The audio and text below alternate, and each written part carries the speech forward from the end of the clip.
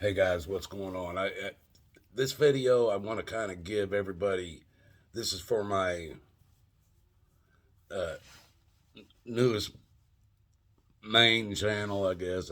This is for my Watachi channel. It's actually the original name is Watachi Roman numerals 3, but I erased the uh, Roman numerals off of it because uh, yeah, Watachi running free, Watachi still running free, and Watachi running free two, or the first two have already been canceled, and number two is getting ready to be canceled. Uh, so, but that is the original name. I've cut it down to Watachi or Gangsta Watachi. Shit. Uh, but anyway, I have to.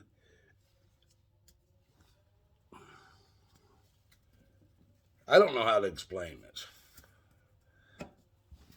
I've had so many videos online. My first channel, like I said, started in on YouTube. On YouTube, I started in 2015, September 7th, 2015 was my original channel. Now, at that time, I thought differently, I act differently, I did things differently than I do today. Uh, that channel, I think it was 7 years it lasted. Or yeah, around 7 years. My first main channel, I had so much anger in me, hatred, very little anything to do with God, and and most of it, it was towards anybody that was human, and especially if you was government. Let's just put it like that. Um, I was a very hard person to like. I mean, that's the best way for me to put it. Now, there were people that saw the best of me, and there was reasons why I'm not alone today. Uh, but I was a very hard person to like. Now, the reason of that comes from the Groom's family that I was raised with, around. Uh, that is my last name, folks. Grooms. Has been for 60 years. Uh, but that family,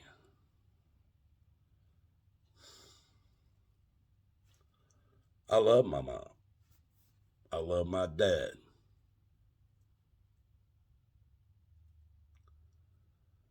But they screwed up when it came to raising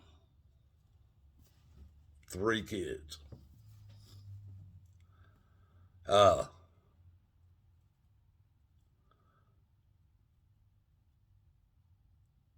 Me and my brother, we're trying to erase the name Grooms, at least from our family. We know how crazy it is. We did not, or he had a child, he had a son actually, that with his first wife, my brother did, back in the 80s. And he ended up going into prison. And so the woman that he had this child with ended up marrying somebody else, and they adopted his child and raised it, and that child was never raised as a groom. So uh, the bloodline is there, and I'm sorry for that, and I hope the guy's life is better than any one of the grooms that I've ever known. Uh, And it very well could be, because he was not involved with my immediate blood family. There was 5 of us, folks, as far as I knew. Let's see, 50, let's see, 55 years, folks. I was told I was the oldest boy. My sister was the oldest child, and my brother was the youngest. My sister was like a year and 2 months older than I am. She was born in Phoenix, Arizona, where my mother was born. A year and a half later, I was born in Nashville, Tennessee, where my father was born. And my brother, 4 years later, was born in Indianapolis, Indiana. Now, I was told for 57 years, folks, or no, 56 years, that I was the oldest son of my dad. I never understood why my dad, if he wanted to name a son of his after him, why he would have not named his firstborn son, which would, according to them, would have been me. He didn't. He named my brother that was born 4 years after me after him. That always confused me, and I asked a lot of questions, and nobody had any answers. I found out at 57 years old, around 56, 57 years old, I get a phone call that my sister, and this is why I'm doing this video, folks, because somebody is questioning why I call my sister Satan's bride. Well, I don't have enough time on today to finish that question. But this is why I'm doing this video. My sister did a DNA test.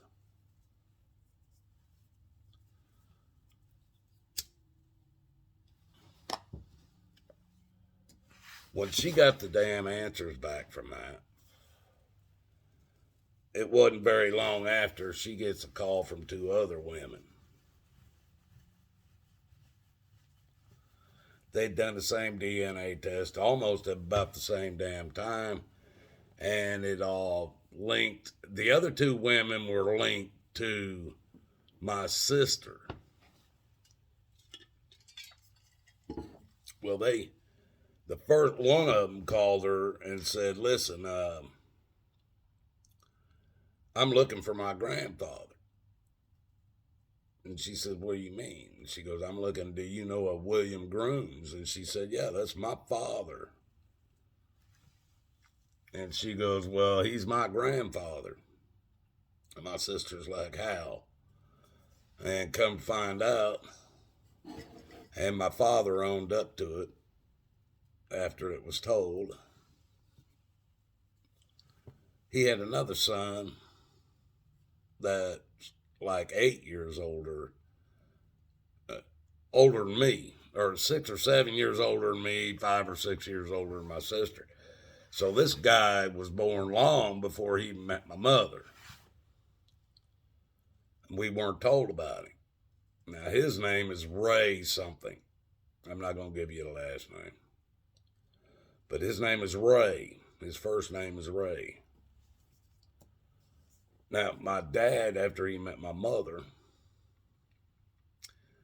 and they had their first job, my sister, in Phoenix, Arizona, where my mother was born, her name is Carrie Ray Grooms.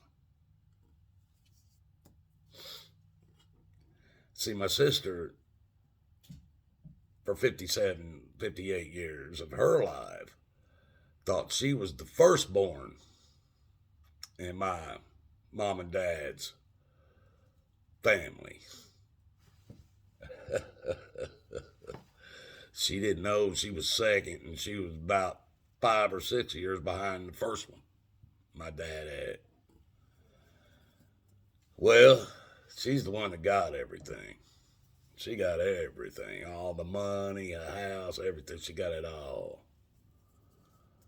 Well, as far as I know, she might have split it up with the other part of the family, but Watachi didn't get none of it. I guarantee you my brother Brandon didn't get none of it. He's out in Arizona. He didn't get none of it. And there is no records of such either. But my sister got everything, and at the same time I found out I had an older brother of 7 years, 6 years or 7 years, I found out that I had a daughter. Oh, yeah, in Arizona. Well, she ended up falling right in line with the Grooms family. Right in line. She fell right in line. I did everything I could to make this girl feel a part of my daughter, and she is, feel comfortable with my family that I have today. We all called her family just the same. She got married, nothing. We didn't change anything. We treated them no different than anybody else in our family. We brought them immediately in. Well, they got to start. My sister's got to use somebody to get to me. Hadn't had any contact with my sister since it was like January 10th. My dad died on December 22nd or something like that. And, or no, it was a week before Christmas, so it was like around the 17th or something. I wasn't able to get down to Alabama until the 10th of January, a couple weeks later, to see my mother. I didn't know what was all going on down there. My sister done took control of everything, money, properties, everything. And as long as none of us were asking about it, we didn't know. We didn't know because everything was still the same. We didn't know anything had been taken over until people started dying. That's when we found out my sister had full control. Now, I was totally, like I said, when I went down to see my mother on January 10th, they used the sheriff that I had put so many videos up about down there. I even helped the guy that ran against him. I allowed him to use my videos on the corruption of the sheriff that had been in place. His name is Sheriff Blakely. Look it up. He ended up with 13 indictments on him.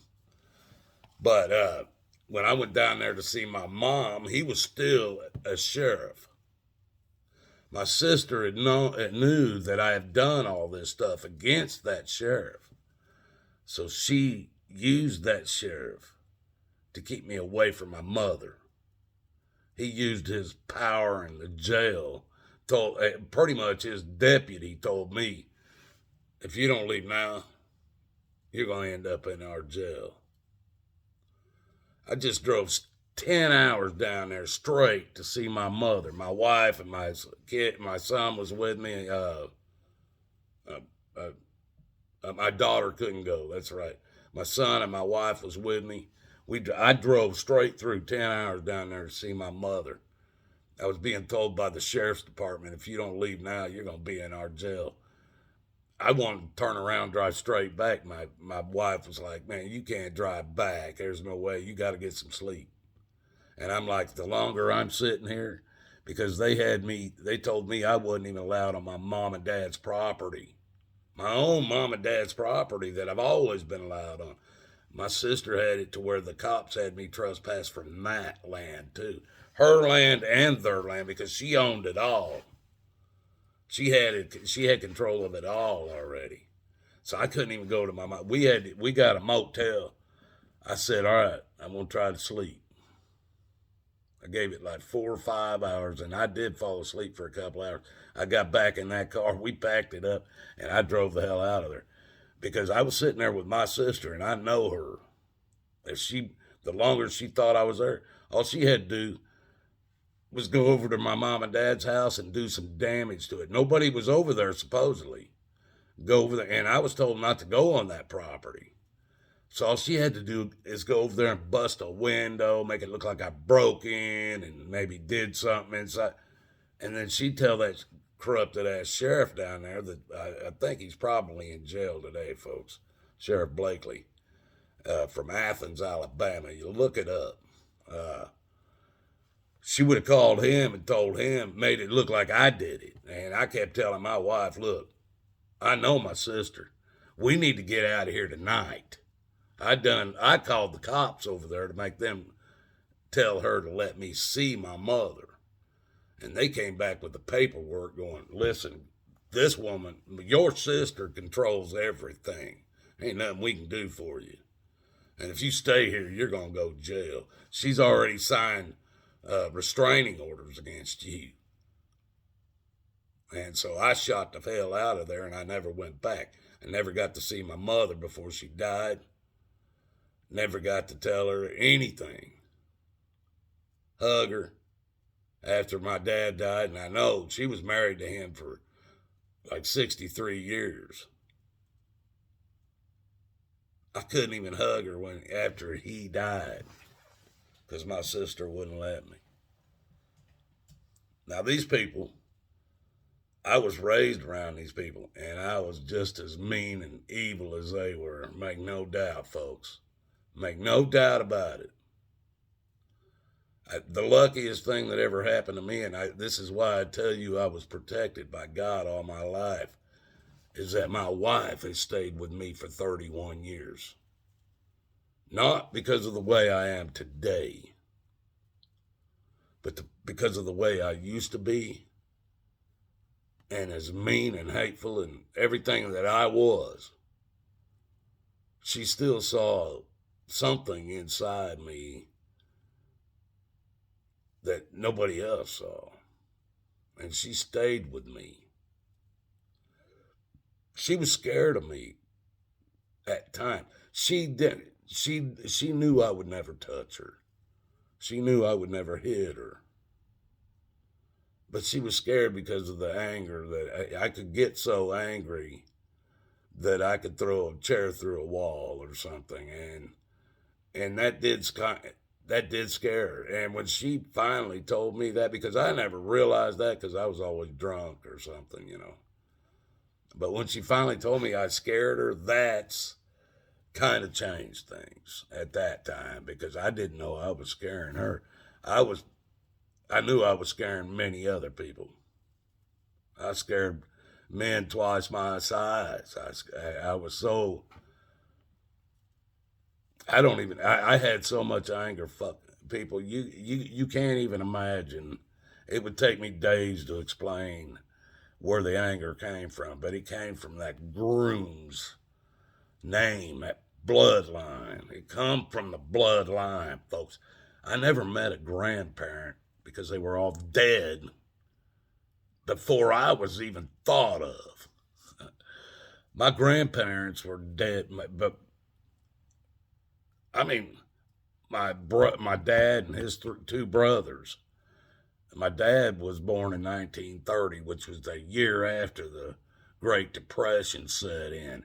and him and his two brothers ended up in a foster home and then being adopted to a tobacco ranch, a family that actually loved them, but they were adopted to work the ranch. And then my father went into the Korean War, fought that for 2 years, and then it came out.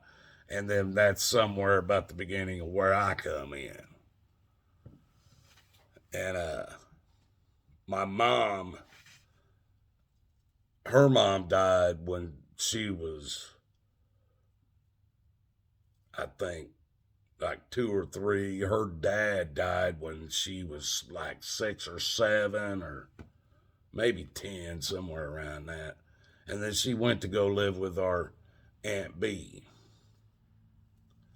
And she was raised in Ohio by my Aunt B. Somewhere along the line, my dad ended up out in Phoenix, Arizona. And my mom was out there because that's where her dad and her lived right before he died. And she ended up going back out there after she was raised. And they ended up meeting out there, and then that's how our family became. But these people did not talk or use the word love ever.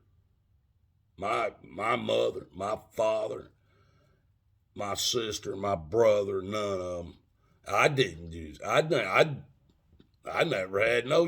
I didn't even know why anybody. I never heard it used, other than in movies and shit like that, or people that were married, getting married or dating. Oh, I love you. Never heard family members say it until when we went down to Tennessee. When I was growing up in Indiana. We went down to Tennessee to my dad's brother's house. That's where most of my family's from on my dad's side. And we went down there, and these guys were part of they read the Bible and did all this. And every time they would leave each other, they'd say, "Hey, love you, Dad," or "Love you, old son," or "Love you, sis," or whatever. It was "Love you all the time, love you all the time." You hear these people? They're throwing that word love around like it's free. Well, hell, I never heard it. The whole time I was growing up, love, never heard it. Well, I was hearing these guys say words like, "I appreciate you, love you, glad you came," stuff like that. Those weren't things we said in my family. Hell no. It was everybody was out for themselves. Who can screw who out of what? After I fucking got out into Arizona and shit, folks, and met my wife, I finally, when I walked into my mom and dad's house one day and we were visiting with them, and I finally looked at them and said, "You know what? We're going to take off, so love you, Mom." My mom kind of looked at me and said, "Love you too." I said, "Dad, love you too." Love you. Then every time I saw them, they never said it to me as a child that I can remember. I hope they did, but I could never. It wasn't a word we used, folks. It wasn't. So every time I started seeing them, I'd see them. Me and my dad worked together and shit, and I'd get ready to go home, or we'd drive back to his house in the work van. I get in my car. I'd say, "Hey, love you, Dad." And I was going home, I'd started using it so much, they were using it just as much. I found out it was almost addictive, so to speak. My hillbilly family down in Tennessee taught that to me, and they never realized that that's what they did. And it became a word my family used, at least between me, my wife, my children, and my mom and dad. Now, after I found out about my uh, older brother and my only daughter, or my blood daughter that's out in Arizona, I use that word with them. I use it with everybody, folks. That word cannot hurt anybody. It can only help. The word love, that little four-letter word, that little four-letter word can change a lot if you let it. Figure out what that word is and what it's supposed to mean, folks. Love your neighbor. How hard is that? You've got stupid brothers and sisters. You got ignorant uncles and aunts and cousins. You nasty ones, and you got it all in your own damn family. You can't love. You love them. You can't love your neighbor. No, I ain't telling you if you know he's a damn drug addict, or not a drug addict, but a drug dealer, and he's bringing up a havoc into the neighborhood. Yeah, you love him. You don't love his actions. I ain't telling you that. But if you're living around people, there ain't nobody around you doing anything wrong. You ain't got to worry about nobody stealing anything or anything. Why would you have a problem with loving any of them around you? Any of them. Some of them might even be better than the blood family you have. About 90% of them I've found are better than the blood family I have. That's why I don't have a problem saying it, folks. And I mean it.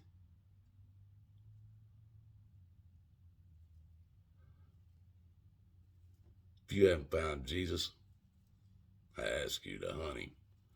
Look for him. Because that's the only way. Only way coming to this earth makes any sense.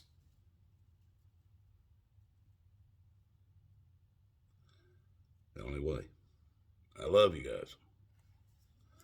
And don't let that word be something you use with only a handful of people. Jesus loved everybody. God loves everybody. Your actions, even if I love you, that don't fix your actions. I can love you. You know what? I'm not saying, and this has happened to people, guarantee it, because there's murderers in this world. And if I had a child that went out here and killed 25 people just for stupid whatever reasons, and then he went into jail, or she went into jail, I still love them. No, for what they've done, they don't need to be out on the streets. Can they be trusted? No, I still love them.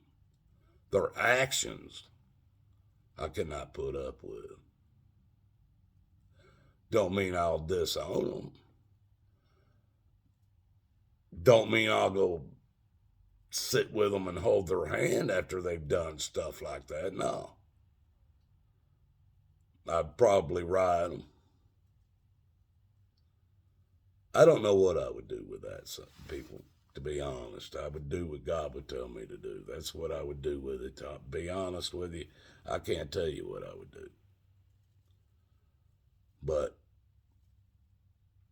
I still wouldn't. The actual person itself is not what I would hate, the actions that they have done. And this is the same thing with all these people that have sworn these oaths.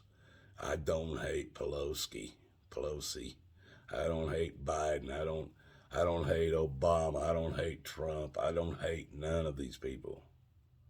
I hate their actions.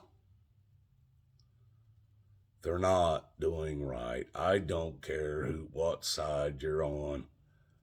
Neither side is doing right, or this country wouldn't be in the shape it's in. And a matter of fact, if you want to be truth be told, this country is the reason the world's in the shape it's in. Period. There is no doubt about that. There ain't no country that we practically hadn't bombed back to the first century. And any one of you that think that hasn't happened, and it's only happened because of freedom, look around. You have no freedoms.